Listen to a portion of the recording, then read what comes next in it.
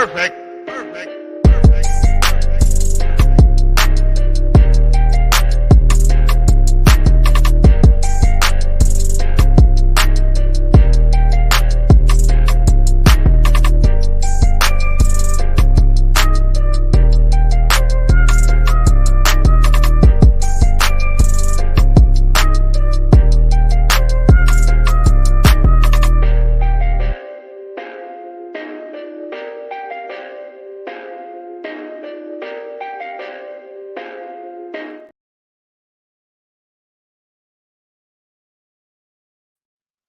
All right, everybody, what's going on? And welcome to today's edition of SWAC Talk. This is the show we cover the SWAC inside and out. I'm your tour guide around the SWAC. See what's coming at you. And today is just going to be one of those news and notes type of shows. Going to do a little bit of this and a little bit of that. I'm going to talk about the Legacy Bowl and the rosters as they stand so far. Going to take a look at the Prairie View schedule for football 2024 season. It came out a few days, maybe a week or so ago. Now I'm late, but finally getting around and sharing my thoughts on it. And we're going to talk a little bit of SWAC women's and men's basketball, and then we're going to wrap this thing up. So with that being said, y'all hit those socials. Facebook is SWAC Talk, Instagram SWAC Talk, Twitter SWAC Talk 76. As you guys know by now, I'm going to keep saying it because I like saying it. I'm a contributor to bustingbrackets.com. I have a new article up today talking about Bethune-Cookman basketball. So y'all make sure y'all hit that up. Link will be in the description, or you can get the link off my socials. I'm enjoying my time over there, really enjoying spending time and being a part of the Busting Brackets family. So definitely glad to be able to do that and share my thoughts on SWAC basketball over there. So also don't forget to subscribe to the channel, like the video, comment, feel free to share, and just hit that like button. Definitely hit that like button and hit that subscribe button if you haven't done so already. So let's go ahead and jump into this. We're going to talk first and foremost about the Legacy Bowl, which is next Saturday, February 24th, 2024, 3 p.m. Central Time. New Orleans, Louisiana, Ullman Stadium, home of the Tulane Green Wave. Really looking forward to being here. I enjoyed going the last couple of years, so definitely looking forward to doing it. Team Robinson is SWAC, SIAC, and Independence. Team Gaither is the CIAA and MEAC. So Coach Bubba Adams has taken a spot that Willie Simmons had before he left to go to Duke. So Coach McDowell will be representing the SWAC, and Chennis Berry will be representing, still representing basically the SIAC since he left from Benedict. He's still going to coach the Team Robinson side. So Coach Berry and Coach McDowell are the head coaches, and their staffs will be the looking at some of the guys who are on the 2024 roster for Team Robinson. Bubba Adams, definitely looking forward to seeing what he can do. Really great opportunity to see him play one last time. Cedric Anderson from Grambling, defensive back. Ryan Atkins, offensive lineman from Pine Bluff. He has had a postseason appearance in an All-Star game already, so definitely looking forward to seeing him play. Tristan Ballard, tight end from Pine Bluff, has been added to the roster. Let's see. Jordan Carter, defensive back from Southern, been a really solid addition for Southern the last couple of years. He should be a good ball hawk out there. Cameron Colvin, offensive lineman from Florida A&M.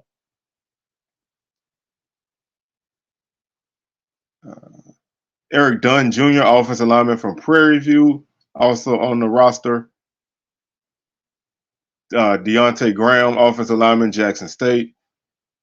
Travion Green, linebacker from Prairie View.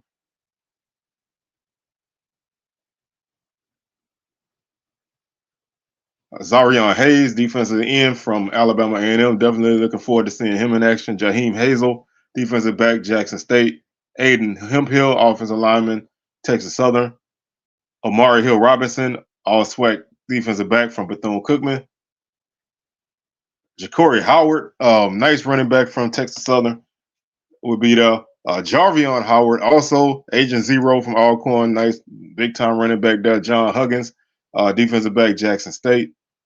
Montario Hunt, another speed guy from Alcorn, wide receiver, will be there. Keyshawn Johnson, top tackler from Prairie View defense, linebacker, he'll be there. Tyler Judson, defensive back from Southern, will also be on hand.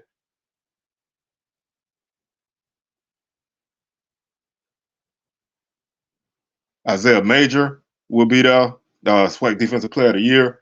Lewis Matthews will be there from Grambling, all-conference linebacker. Miles McHaney, linebacker from Prairie View. Dimitri Morcell, defensive back from Southern. Jeremy Musa, quarterback from Florida A&M. Irv Mulligan, Jackson State running back. Although I heard he may be coming back, so I'm not sure if he's still playing, but he's still listed on the page. Andrew Ogletree, defensive lineman, Alabama State. Ladarius Owens, great running back from Texas Southern. Definitely looking forward to seeing him in action. Isaac Peppers, linebacker from Jackson State. Tom Piccarillo, kicker, punter. Well, that's State. I read that the last time. It's actually a guy from Benedict, but they got the Bethune logo there. Let's see. Lyndon Rash, wide receiver from Grambling.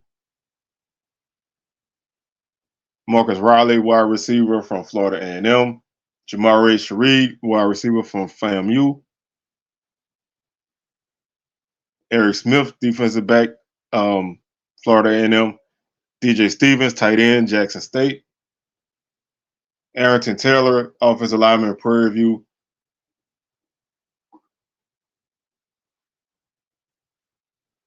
And Jonathan Williams, offensive lineman, Alabama A&M. Kamari Young, tight end from Florida A&M. And that wraps up our roster of the SWAC guys so far. Really great group of guys on this roster. A lot of guys I'm looking forward to see play one more time. Just really looking to see these guys get the opportunity. Got the HBCU combine.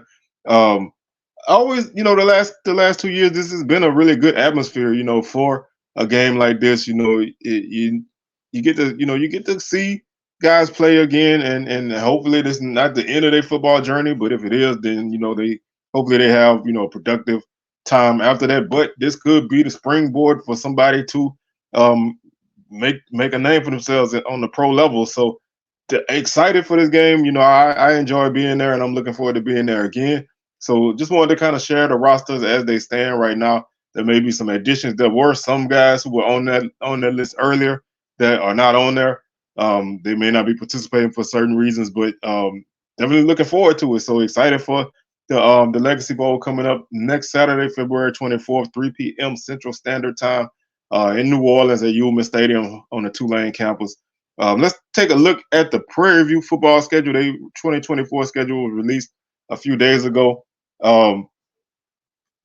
And if you've been keeping up with me and my schedule thoughts, I have created my own rating point system where I assign 3 points for a Power 5 game, 2 points for a G5 game, 1 point for FCS game, no points for a D2 game, and -1 for anything below that.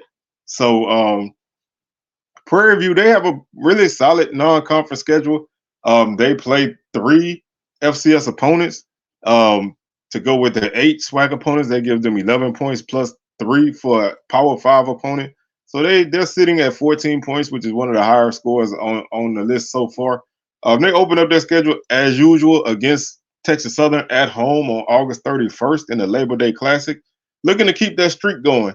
Last year it looked like the streak was going to end, but they found a way to pull it out at the end and get a victory. So they'll be looking to extend that streak at home against Texas Southern.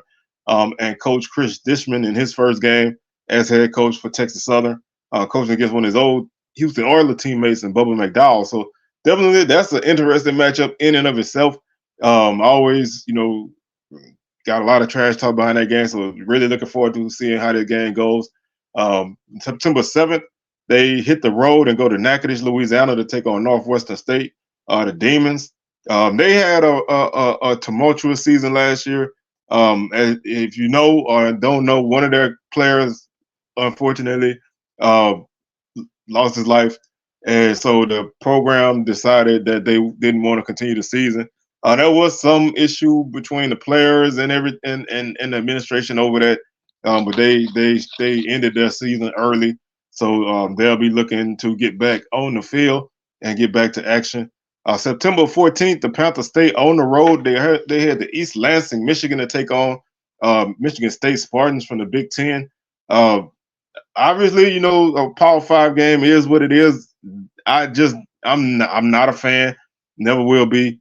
But I'm definitely not a fan of traveling long distances to play games like this, especially not against a team that's not like some big brand. So that is what it is. Should be hopefully they get a good check for it and get back to action.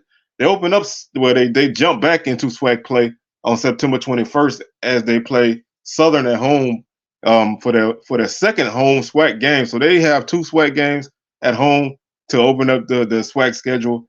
There's always a good atmosphere when Southern comes to town, so it should be an interesting game there.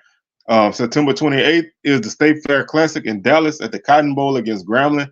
Grambling defeated Prairie for the first time in a while this past season, so they'll be looking to extend that. Prairie will be looking to get back on the winning track. So October 5th, they go to San Antonio to take on Incarnate Word. These two teams played a couple years ago. Incarnate Word was able to get a victory. We'll see how this goes with the Cardinals. They have been a top team in the Southland in recent years, so we'll see how they turn out there. October 12th, the Panthers stay on the road as they go to Pine Bluff to take on the Golden Lions of Arkansas Pine Bluff. They get a bye week on the 19th of October before they enter their stretch run to wrap up the season. They play Texas A&M Commerce Lions at home for homecoming on October 26th.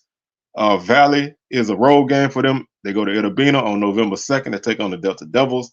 November 9th, they get Florida A&M at home to start their stretch run of games in November. November 16th, they get Alcorn at home. And then November 23rd, they go to Montgomery to take on the Hornets of Alabama State to wrap up their schedule. And of course, the SWAC championship is on Saturday, December 7th. That's always a date for everybody to know. Looking at this schedule, like I say, I'm not a fan of Power Five games, but I understand them. But they have three regional FCS opponents. Depending on how this team is, we don't really know how this team is going to be, but these are not. I mean, these are games that they should be able to be competitive in. Incarnate Word is going to be a different beast than the other two. Although Texas A&M Commerce is a kind of a team that is on the rise. Northwestern State, like I said, they're coming off of a tumultuous season, so there's a couple opportunities. Two of those three games are on the road, but you do get one of those games at home, and your Power Five game is on the road. So. Two SWAC games to open up the home schedule and a neutral site game in your first three games. Three divisional games right out the gate in conference play. Four. If you want to go ahead and count the Pine Bluff game, you have four SWAC West games on your schedule before your open date. So you're either going to be in great shape in the division by the time you hit your bye week on October 19th, or you're going to be in the dumps, or you could be in the middle, but you're gonna know where you stand in the division with a schedule like this, and they only have one other West Division game, and that's against Alcorn toward the end of the season. Schedule shapes up pretty nicely. You have 7 games bye week, then 5 games, almost a half and half, but you get a lot of games, to start the season. Then you get your bye week. And then 3 of your last 5 games are at home, so that helps out a lot. You get 2, you get your toughest East Division opponent at home. Although Bama State should be a tough team, but FAMU is the defending champs, so you get them at home, and then you get Alcorn back to back. Those are the only 2 back-to-back home games that you have. You have a couple back-to-back road games. You go on the road back-to-back two different times, two different times. You got your Northwestern and Michigan State games to open up the month of September, both on the road. and then you close out September and open up October on the road with 3 straight. One's a neutral site game, but there's still a road game. You go to Dallas, then you come to San Antonio, then you go to Pine Bluff before you come back home. And like I said, you wrap up your schedule at home majority of the time. So not a bad schedule. Like I said, I'm other than the Power 5 game, I don't really have any issue, and I don't have a big issue with that. I think it's a solid schedule. Like I said, you do get an FCS opponent at home. You're playing regional teams, which Prairie View has done. They've scheduled pretty well the last few years. You have to win some of these games now, but they've scheduled pretty well in these last few years with FCS opponents. So I think that's a solid schedule. Like I said, I feel like if you had to play a Power 5 team, I feel like there's multiple teams in the area that you could play, but schedules align how they align. Hopefully Michigan State is a good check for them, and they can get back into SWAC play right after that. Switching gears to basketball, we are in the last 7 games of the season, starting on Saturday. We are almost at the SWAC tournament, so the time is getting short. We're getting really close to crunch time, and the races are heating up on both sides. The women's side is a little bit more concrete than the men's side, but we'll talk about both of them. Looking at the games for Saturday, February 17th, and Monday, February 19th, we'll look at all those games. Valley is at Alabama A&M. That's a 12 p.m. tip-off. That is the HBCU Go game of the day. Bethune-Cookman is at Alcorn. That's a 1 p.m. tip. These are all women's games so far. Pine Bluff is at Alabama State. That's a 2 p.m. tip. Southern is at Prairie View. That's a 3 p.m. tip. PVAMU is at Jackson State, also a 3 p.m. tip. And Grambling is at Texas Southern. That's a 3 p.m. tip. Monday, you switch partners. Southern goes to Texas Southern with a 5:30 tip. Bethune-Cookman is at Jackson State. That's a 5:30 tip. Grambling is at Prairie View. That's a 5:30 tip. Pine Bluff is at Alabama A&M. That's a 5:30 tip. Valley is at Bama State, 5:30 tip-off. And FAMU is at Alcorn, also a 5:30 tip. Looking at the standings for the women's side of things, Jackson State remains undefeated in the conference. They're 11-0, 16-6 overall. They've won 11 straight games, so they haven't lost in conference play. Tough test, but they've weathered those storms and made it out on top. Should be the #1 seed because I don't really see them losing. If they lose a game, I don't see them losing more than a game. So I don't think anybody's going to catch them. So you can put up one by them in pencil. In a week or so, you can probably put it in ink. But the Tigers should be the regular season champ by the time everything is said and done. Grambling State and Pine Bluff are tied at 8-3. Grambling is 14-8 overall. They've won 3 games in a row. Pine Bluff is 13-11. They lost to Jackson State on Monday. It's a shame these two teams only played once. They're fighting for that second seed. And to have, only one matchup between the two teams is, it's kind of tough because, one game, anything can happen. But the winner is going to be in a good spot. The loser is still going to be in a solid spot. Whoever finishes third is going to be in a solid spot. But right now, those two teams are tied for second place. Southern is in third and fourth alone at 7-4. They're 9-13 overall. They won 2 games in a row. Florida A&M, quiet as kept, is 6-5 in conference. They're 7-15 overall. They won 3 games in a row, so they're kind of on an upswing. Although it does get difficult now. Jackson State is looming, so that's a tough task. But still have a game against Alcorn ahead of you, so they should come out of this road trip in decent shape. Bethune-Cookman is behind them at 5-6, 14-10 overall. They lost 1. Alabama A&M is also 5-6. They've lost 2 in a row. They're 10-13 overall. Bethune-Cookman 14-10. Prairie View is also 5-6. They're 9-12 overall. They've lost 3 in a row. Texas Southern is 4-7 and 5-17 in conference. They won 1.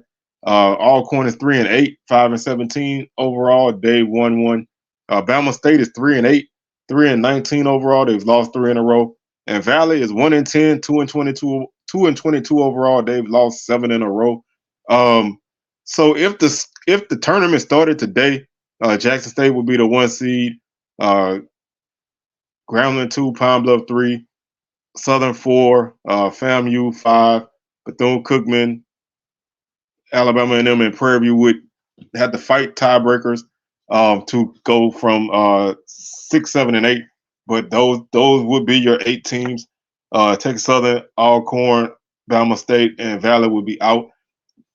Still a tight race. You know, you have there's a 2-game difference between 8th place and 11th place. So anything can happen. There's a 4-game there's a 1-game difference between second and fourth. So, there's still a lot of room for movement. Like I said, I think number 1 is the only one that's close to being in stone. Not quite yet officially, but unofficially it is basically. So the women's race is heating up. It's like I said, it's more for seeding between 2 and 8. 8 teams make the tournament. So that race for those last couple spots is definitely going to be heated. And like I said, there's only 7 games left. So you have to get on the good foot and you have to do it now. So that's basically the women's side. Now the men's side is a little bit more congested. There is no clear-cut number 1 team on the men's side. There's multiple teams who can stake a claim to it. Record-wise, right now, Southern is the top team, but there's multiple teams who can still make that number 1 seed, and there's still multiple teams who can get in the tournament. And I think there's multiple teams that can win the tournament on the men's side. Looking at the games for Saturday, February 17th, Valley is at Alabama A&M. That's a 2 p.m. tip. Again, that's the HBCU Gold game of the day. Bethune-Cookman is at Alcorn, 3 p.m. tip. Pine Bluff is at Bama State. That's a 4 p.m. tip. Grambling is at Texas Southern. That's a 5 p.m. tip. Florida A&M is at Jackson State. That's a 5:30 tip. Southern is at Prairie View. That's a 5:30 tip. And then on Monday, February 19th, you switch dance partners. Bethune-Cookman is at Jackson State, 7:30 p.m. tip. FAMU is at Alcorn, also 7:30 tip. Pine Bluff is at Alabama A&M, 7:30 tip. Valley is at Bama State, 7:30 tip. Grambling is at Prairie View, also at 7:30, and Southern and Texas Southern hook up also at 7:30 on Monday. So looking at the standings on the men's side, like I said, it's a tighter race. Southern leads the conference right now at 9-2, 15-9 overall. They've won 6 games in a row. Grambling is 8-3, 11-13 overall. They've lost 1. They were upset by Alabama A&M last night. Bethune-Cookman and Texas Southern are tied at 7-4. Bethune-Cookman is 12-12. They won 2 in a row. Texas Southern is 9-13. They lost 1. Bethune-Cookman beat Texas Southern last night in a really close game, so they're sitting ahead of them in the standings right now. Bama State, Jackson State, and Alcorn are tied at 6-5. Bama State is 11-13. They've lost 2 in a row. Jackson State and Alcorn have both won their last 2 games. Jackson State is 10-14. Alcorn is 7-17.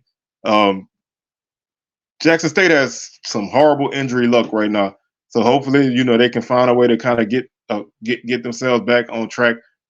Picking up those 2 wins definitely help. Same thing for Alcorn, getting back on the winning track helps keeping yourself in the race. Is all that you on the men's side. All you want to do is get in.